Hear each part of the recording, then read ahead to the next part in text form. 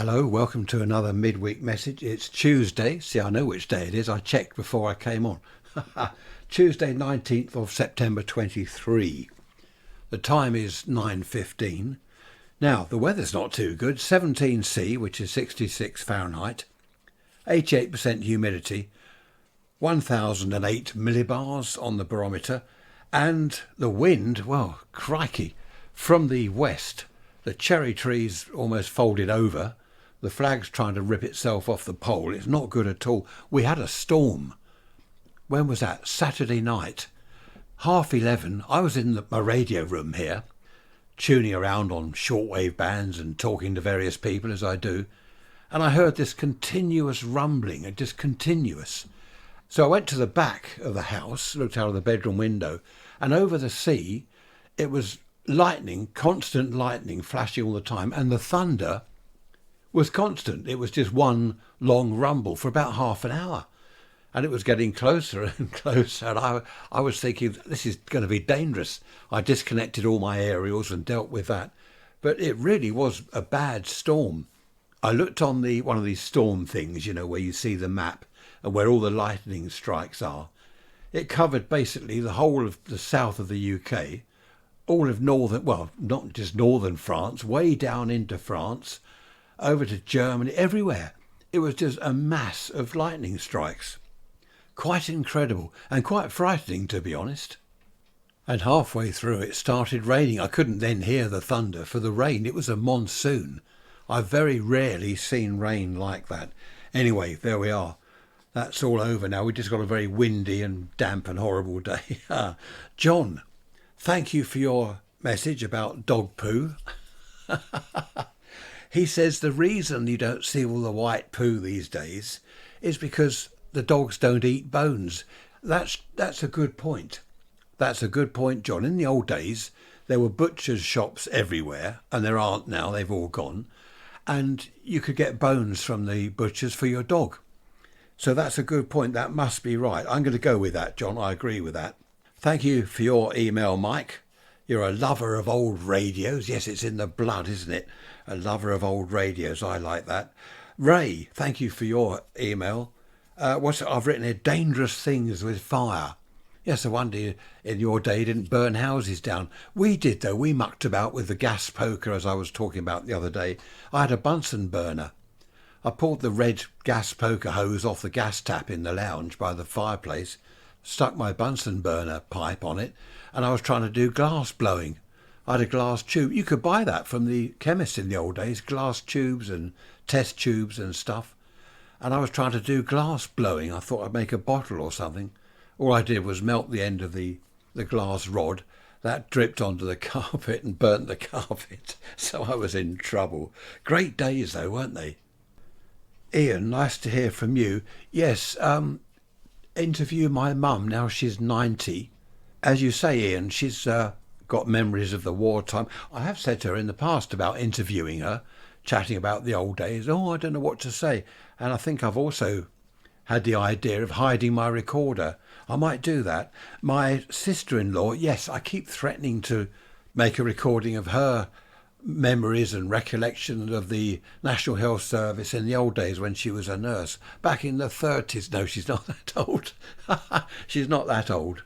When did she start? I think the 70s was her era. I don't know. I'm not sure how. I'm trying to work out when she was born. Anyway, yes, good idea, Ian. I've made a note of that. I will do that because I think it would be interesting. I was in hospital in the 60s, early 60s, and we had the matron there, like Hattie Jakes, fantastic, and the wards were run properly.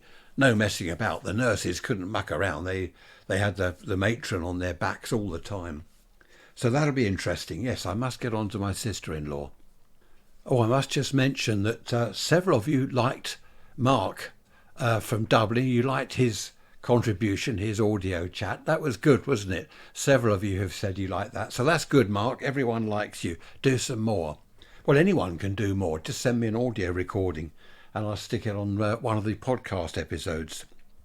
What do you think about this 20 mile an hour speed limit in Wales? It's covering the whole of Wales apparently, and people reckon it's going to come to every town in the UK.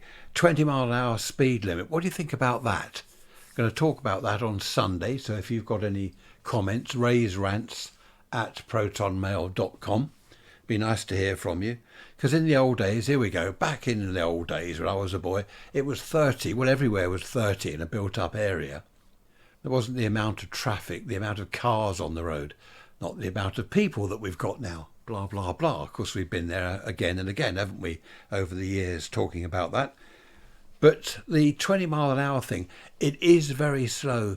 One or two people on the telly were saying, it's difficult to drive at 20. There's a part of Arundel in West Sussex, as you near the Arundel Castle there, through the town, there is a 20 mile an hour stretch. And I must admit, and other people have had this, I've talked to other people about this, when you're driving at 20, I'm looking at the speedo more than I am the road, because it's difficult to keep it 20 or below. And other people have agreed they're watching the speedo rather than where they're going. So it should be easy to drive at 20, but I don't know. You know what I mean, don't you? So it'd be interesting to have your thoughts on that. Of course, they're calling this now a war on motorists, aren't they? The ultra low emission zone and 20 mile an hour limits, all sorts of things. The government told everyone to get a diesel car, so everyone did. We did. I like the diesel cars.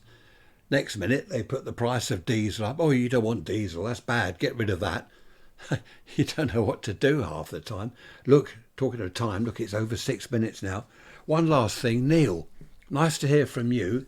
Might talk a bit further about this on Sunday because it's quite a lengthy subject. You've got a friend of yours, very good friend, and whenever he sees you, he talks about your clothes, what you're wearing, your shoes you're wearing. You give an example. Back in the summer, you went round to a barbie at his place, and in the garden you had your sandals on.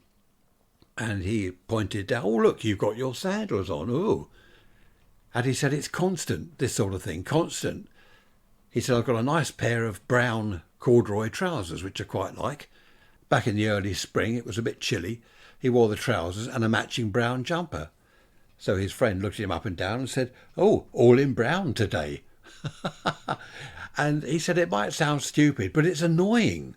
Whenever I see him, he goes on and on and on about things. Didn't we discuss this earlier, Neil, in the last week, whenever?